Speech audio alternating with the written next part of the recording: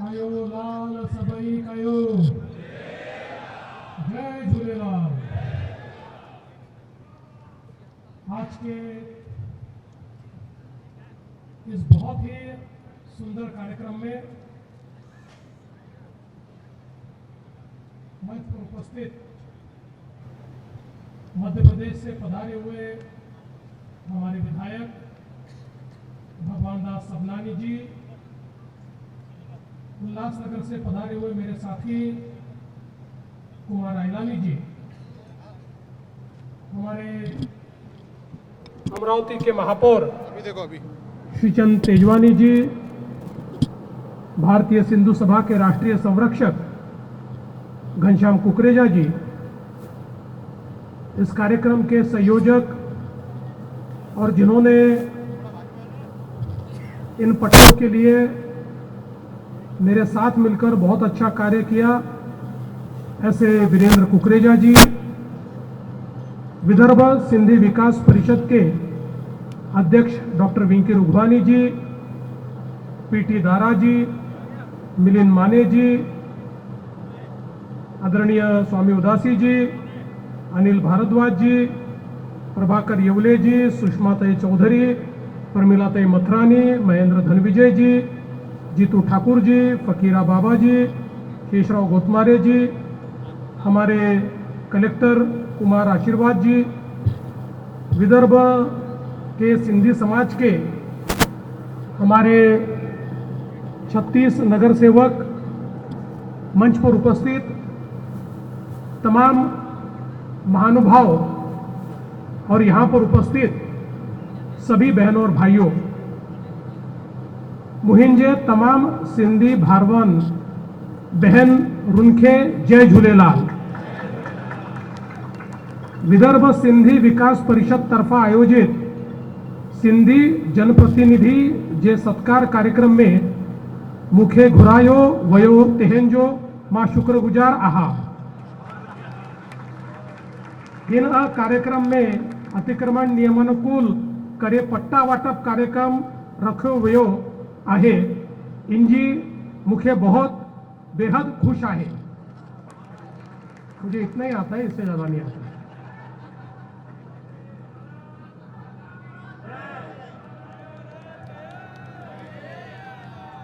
आज मुझे बहुत खुशी है कि हमारे विदर्भ सिंधी विकास परिषद के तत्वावधान में दो बहुत ही सुंदर कार्यक्रम यहां पर आयोजित हुए हैं। एक हमारे जनप्रतिनिधियों का सत्कार। मुझे बहुत खुशी है कि नगर निगम में हमारे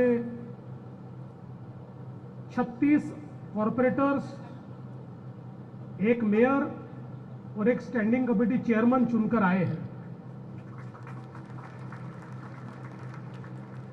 और इसमें यह भी महत्वपूर्ण है कि इनमें से 4 छोड़कर सारे भारतीय जनता पार्टी के हैं। सिंधी समाज का आशीर्वाद यह हमेशा बीजेपी के साथ रहा है। इसका कारण है हमारे सिंधी समाज ने विभाजन की जो विभीषिका का सामना किया है, जिस प्रकार से संघर्ष किया है, विभाजन के बाद जिस प्रकार से यह समाज अपने पैरों पर खड़ा हुआ है, मैं ऐसा मानता हूं कि आज हमारे देश में जिस समाज में कूट कूट कर राष्ट्रवाद भरा है, ऐसा समाज हमारा सिंधी समाज है।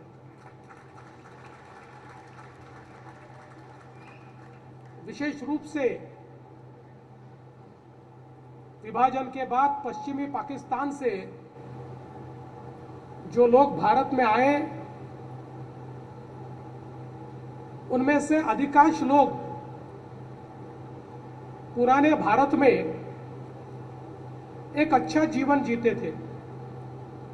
कई लोग बहुत समृद्ध भी थे, लेकिन रातों रात अपनी संपत्ति, अपना घर, अपनी जमीन, अपनी जायदाद, ये सारी चीजें छोड़कर उनको भारत आना पड़ा, क्योंकि उन सब ने यह तय किया कि हमारी मातृभूमि भारत है और जो दुनिया की सबसे पुरानी संस्कृति है, जिसको सिंधु संस्कृति कहा जाता है, जहां से सनातन और हिंदू संस्कृति का उगम हुआ है, हम जान दे देंगे लेकिन इस संस्कृति को नहीं छोड़ेंगे। इसलिए अपनी जमीन जायदाद सब छोड़कर विभाजित भारत में आना हम सभी के पूर्वजों ने पसंद किया। अगर वहां रहते और धर्म परिवर्तन कर देते तो शायद जमीनें बच जाती, जायदाद बच जाती, पैसा बच जाता, लेकिन अपने संस्कृति के लिए, अपने ईमान के लिए, अपने धर्म के लिए हमारे सारे पूर्वज उस सरजमीन को छोड़कर भारत की जमीन पर आए और यहां आने के बाद एक निर्वासित का जीवन जीने की शुरुआत हमारे समाज ने की। जो लोग आए वो कैंप्स के अंदर आए, अलग अलग शहरों में कैंप बने, उन कैंप्स के अंदर रहना शुरू किया। जो छोटी जमीन मिली उस पर झुग्गी बनी, जिसकी जैसी परिस्थिति थी उसने उस प्रकार से अपना जीवन यापन शुरू किया। लेकिन ये बात भी हमारे समाज के लिए बहुत गौरव की बात है कि शून्य से शुरू करते हुए आज देश के व्यापार और उद्योग में एक अग्रणी समाज के रूप में सिंधी समाज ने अपने संघर्ष के बलबूते पर अपनी पहचान बनाई। और आज हम देख सकते हैं, अब तो केवल व्यापार उद्योग में नहीं, शुरुआत की पीढ़ियां तो व्यापार में थी, लेकिन अब धीरे धीरे ऐसा कोई क्षेत्र नहीं है देश के अच्छे से अच्छे डॉक्टर सिंधी समाज के, देश के अच्छे से अच्छे इंजीनियर सिंधी समाज के, देश के अच्छे से अच्छे आर्किटेक्ट सिंधी समाज के, देश के अच्छे से अच्छे चार्टर्ड अकाउंटेंट सिंधी समाज के। तो हम ये देखते हैं कि अब पीढ़ियों ने अलग अलग प्रकार से सभी क्षेत्रों में अपना नाम बड़ा किया, अपना काम बड़ा किया। आज अगर हम टेक्नोलॉजी के क्षेत्र में भी देखेंगे तो जितने टेक्नोलॉजी लीडर कंपनीज हैं, इसमें प्रमुख पोजीशंस पर आज हमको हमारे सिंधी समाज के लोग दिखाई पड़ते हैं। तो एक प्रकार से जो निर्वासित बनकर आए उन लोगों ने केवल अपना दुख संजोकर नहीं रखा, तो अपने दुख को अपने संघर्ष का हथियार बनाया और फिर एक बार समूचा समाज खड़ा हुआ। और आज हमारे देश की मुख्य धारा में जिस प्रकार से हमारा सिंधी समाज योगदान दे रहा है, मैं ऐसा मानता हूं दुनिया में ऐसी मिसाल आपको कहीं दिखाई नहीं पड़ेगी। इस प्रकार का कार्य हमारे सिंधी समाज ने किया और इसी के चलते हम लोगों ने लगातार यह प्रयास किया कि जो हमारे सिंधी समाज के दुख दर्द है उनको हम कैसे दूर करें। पिछले 10-15 सालों में विशेष रूप से प्रताड़ित होकर जिन हमारे सिंधी भाइयों को लॉन्ग टर्म वीजा पर यहां आना पड़ा या कभी शॉर्ट टर्म वीजा पर आकर यहां वीजा बढ़ाने की आवश्यकता पड़ी, ऐसे लोगों के लिए लगातार हम लोग लड़ते रहे। आप सभी को याद होगा, इसमें सबसे पहले अटल जी की सरकार में हमारे उप प्रधानमंत्री आदरणीय दादा लाल कृष्ण आडवाणी जी थे। उन्होंने कई निर्णय किए जिनके कारण इसकी शुरुआत हुई, और फिर मोदी जी की सरकार में लॉन्ग टर्म वीजा, इसको बड़े पैमाने पर आसान बनाया गया, और उसके बाद महाराष्ट्र में और देश में ऐसे सभी नागरिकों को नागरिकता मिले, इसका एक अभियान हमने चलाया। मुझे याद है वीरेंद्र जी और हमने कई बैठकें इसके ऊपर की। सभी हमारे बड़े बड़े लोग यहाँ पर जो है, बुजुर्ग हैं, ये लोग भी यहाँ पर थे, और उन सब के माध्यम से हम लोग इसमें कई प्रकार के निर्णय ले पाए, जिसके चलते आज हमारे सिंधी समाज के लोगों को जो नागरिकता थी वो नागरिकता मिले, और हजारों सिंधी समाज के हमारे जो भाई बहन हैं उनको इस नागपुर में और महाराष्ट्र में नागरिकता देने का काम हम लोग प्रधानमंत्री जी के नेतृत्व में कर पाए। मैं ये कहना चाहूंगा कि दूसरा प्रश्न हमारे सामने लगातार ये रहा, अपनी जमीनें छोड़कर जो आए थे और यहां पर जिनको जमीनें दी गई थी, जमीनें तो उनको मिली, लेकिन उनको अतिक्रमणकारी कहा गया। मानो उन्होंने जमीन जबरदस्ती कब्जे में ली हो, इस प्रकार का उनका स्टेटस था। और कुछ लोगों की शॉर्ट टर्म की लाइसेंसेस थे, और कई लोगों के पास कोई कागजात नहीं थे। इसलिए जब मैं, और ये संघर्ष लंबा चला, मुझे याद है हमारे स्वर्गीय अर्जुन दास जी कुकरेजा, चमटमल वाडवानी जी, ऐसे कई नाम हम लोग ले सकते हैं कि जिन लोगों ने इस पूरे संघर्ष में कई सालों तक समाज की बातों को सामने लाने की कोशिश की। और जब मुख्यमंत्री के रूप में मुझे मौका मिला तो हमने लगातार प्रयास ये किया कि हमारे समाज को पहले मालकी हक के पट्टे मिले। पहले हम लोगों ने मालकी हक के जो पट्टे हैं या जो लीज डीड है, उन लीज डीड को हमने पूरा किया। फिर ध्यान में आया कि जो हमारा सिंधी समाज बैठा है वो लीज डीड क्यों ले, वो अपनी जमीन का मालिक क्यों न बने। और इसलिए फिर हमारी सरकार ने निर्णय किया कि लीज क्लास 2 नहीं, क्लास 1 यानी 100% मालिकाना अधिकार ये हमारे सिंधी समाज को मिलेगा। जरीपटका में पहले हमने 450 से ज्यादा पट्टे दिए, अभी 400 और हम लोग दे रहे हैं, और 800 पट्टों का काम यहां पर चल रहा है। इसी प्रकार से हमारे खामला में हो या अलग अलग जगह पर यह काम हमने किया।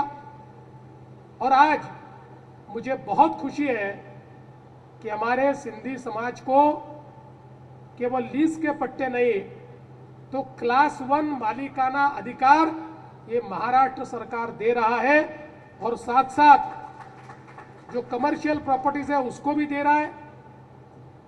अभी वीरेंद्र जी मुझे कह रहे थे कि जीआर तो आपने निकाला, लेकिन उल्लासनगर को क्यों छोड़ दिया। भैया, उल्लासनगर अलग केस है, इसके ऊपर बहुत पहले कानून बन चुका है। उस कानून के तहत देखिए, उल्लासनगर में चूंकि ये मुंबई के पास है, यहां तो आपके 2-2 मंजिला घर है। वह आइलानी जी को पूछिए कितने बड़े बड़े घर है। तो उसको अलग ही रख के अगर उल्लासनगर को इसमें डाल देते तो ये सारा का सारा तकलीफ में आ जाता। तो उल्लासनगर को अलग से हम लोग ट्रीट कर रहे हैं। हमारे कुमार आइलानी जी हमेशा उल्लासनगर का विषय रखते हैं, आप भी रखते हो। उल्लासनगर को भी हम लोग वहां पर जो नियमितीकरण करना है वो भी हम करेंगे। वहां थोड़ी अलग टाइप की सर्जरी लगने वाली है, वो सर्जरी भी हम लोग जल्दी ही करने वाले हैं, क्योंकि उल्लासनगर में भी हमारे सिंधी समाज ने लगातार हमारी सरकार को और बीजेपी को ही आशीर्वाद दिया है। तो उस आशीर्वाद के चलते उनका भी नियमितीकरण करना ये हमारी जिम्मेदारी है और वो भी हम करके रहेंगे। मैं आज के इस मौके पर आप सभी को इतना ही कहना चाहता हूं कि हमारे नेताओं ने जिस प्रकार से संघर्ष करके लगातार बैठकें करके आज ये दिन हमको दिखाया है, ये केवल मेरा या महाराष्ट्र सरकार का श्रेय नहीं है। तो हमारे वीरेंद्र जी, हमारे विंकी जी और हमारे सभी दादा लोग जो हमारे सीनियर नेता हैं, इन सभी का मैं आभार व्यक्त करना चाहता हूं, इनका अभिनंदन करना चाहता हूं, हमारे विधायक जी का अभिनंदन करना चाहता हूं, क्योंकि ये सभी लोग लगातार संघर्ष करते रहे हैं ताकि हमारे समाज को उनके अधिकार मिलते रहे। आज हम सभी लोग जानते हैं, चाहे वो हमारी साहित्य परिषद हो, हमारी साहित्य अकादमी हो, या फिर हमारी सिंधु संस्कृति का जो आविष्कार है वो हम सबको दिखा पाए, इस प्रकार का कल्चरल सेंटर हो, ऐसी कई चीजें महाराष्ट्र में करने का प्रयास हमने किया है, क्योंकि हम मानते हैं कि देश की नहीं दुनिया की, और अब ये तो दुनिया ने भी मान्य किया है कि दुनिया की सबसे पुरानी संस्कृति ये सिंधु घाटी की संस्कृति है, ये सिंधु संस्कृति है। इसलिए हम सभी लोग जिस सनातन विचार को, जिस हिंदू विचार को लेकर आगे चलते हैं, उसकी जननी अगर कोई होगी तो सिंधु घाटी की सभ्यता है। इसलिए मैं ये मानता हूं कि जब हम हमारे सिंधी समाज की सेवा करते हैं तो ये केवल एक समाज की सेवा नहीं है, ये उस संस्कृति, जिस संस्कृति ने हम सभी को जीवन दिया, जीने की राह दी, एक समृद्ध जीवन पद्धति दी, उस जीवन पद्धति देने वाली संस्कृति की हम लोग सेवा करते हैं। इसलिए मैं आपको इतना ही आश्वस्त करना चाहता हूं, काम बहुत बाकी है मैं जानता हूं, लेकिन इन सारे नेताओं की मदद से ये सारे काम हम निश्चित रूप से पूरा करेंगे, और ये सारे काम करते हुए जहां जहां मौका मिलेगा हमारे सिंधी समाज के नेताओं को उचित प्रतिनिधित्व मिले, ये भी प्रयास हम हमेशा करते रहेंगे। ये विश्वास भी आप सभी को देता हूं।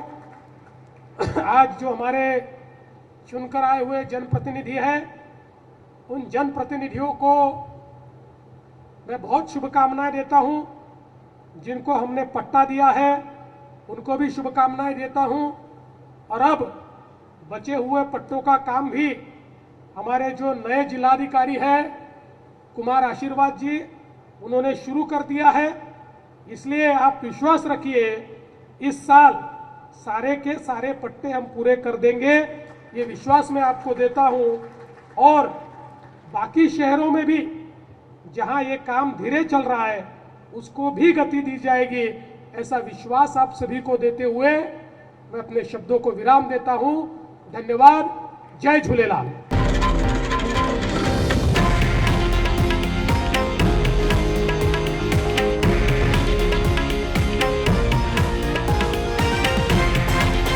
हे आहे देशातील नंबर 1 न्यूज नेटवर्क आणि आपण पाहत आहात TV9 मराठी, एकमेव।